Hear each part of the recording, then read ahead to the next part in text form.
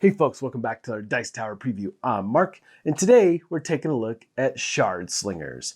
Shard Slingers is brought to you by Otherworld Games. It's for 2 to 4 players, ages 13 and up, and games range anywhere from 15 to 30 minutes. In Shard Slingers, you and your fellow wizards have all gathered in the arena in order to astound and amaze all the onlookers. Now, the best wizard is going to win the day by acquiring the best spells and amazing the audience. So your goal here is to be the first wizard to obtain 18 victory or spell points. Now setup is pretty straightforward. As you open up the box, it becomes your central play area. First you're going to take the cards, which these are your spell cards. You're going to shuffle them up and deal one face down to each player. These are known as your secret spell. Then on the side of the board, you're going to deal 4 cards face up into the available spell area. The rest of the cards are going back in the box for later use. Now, each player is going to receive this handy reference guide. It's really quite cool. It outlines all your particular actions you can perform on your turn, as well as has the full rules on the back. It also shows all the different elements in the game, and possibly how they relate to each other, and how you might use them. So, the shards, or dice in the game, also have the elements printed on them. Each player is going to receive 4 of these dice, roll them, and place them in front of them. The rest of the dice are going to get rolled as well and put into the wild magic area on the board. And that's pretty much set up, and you're ready to begin. So each player's turn is divided into 2 phases. First, you're going to be conjuring shards, you're going to be acquiring more dice, maybe changing the face of those dice, and you have available actions to do these things. And then the second part of your turn is all about priming spells. That's all about acquiring more cards or more spells in your hand by activating or playing those different elements, shard elements, onto the cards. Even onto your secret spell, you can do that as well. Now, for the first part of your turn, the conjuring shards, there are 5 available actions, but you can only ever perform 3 of these on your turn. All right, so let's take a look at these actions. Gathering Essence is all about getting more dice back into your hand, because once you spin dice to get cards, they go back to the wild pool. Now, what you do is you grab one of the dice from the wild and you roll it.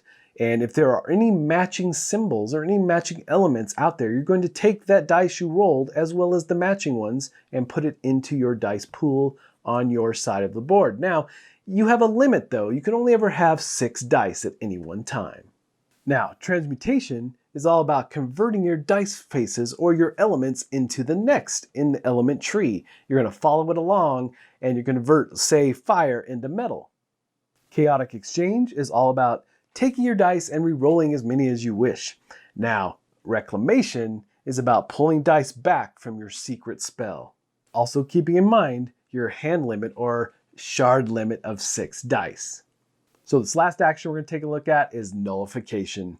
It might be one of the more powerful actions you can perform, and it can really affect everyone at the table.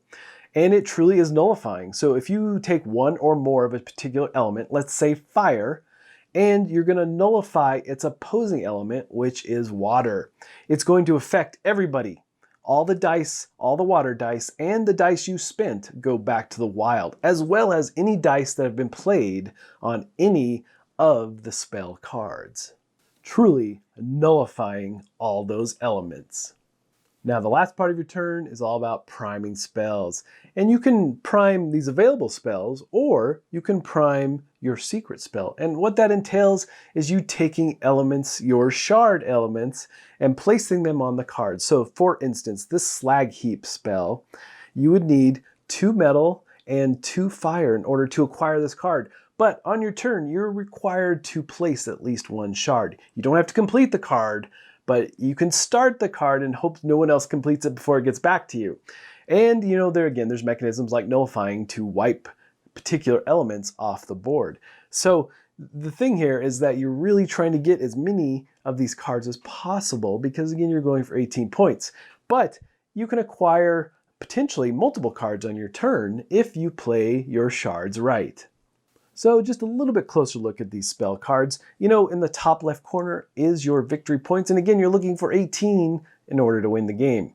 You'll see the elements on the card and what it takes to acquire or prime the card.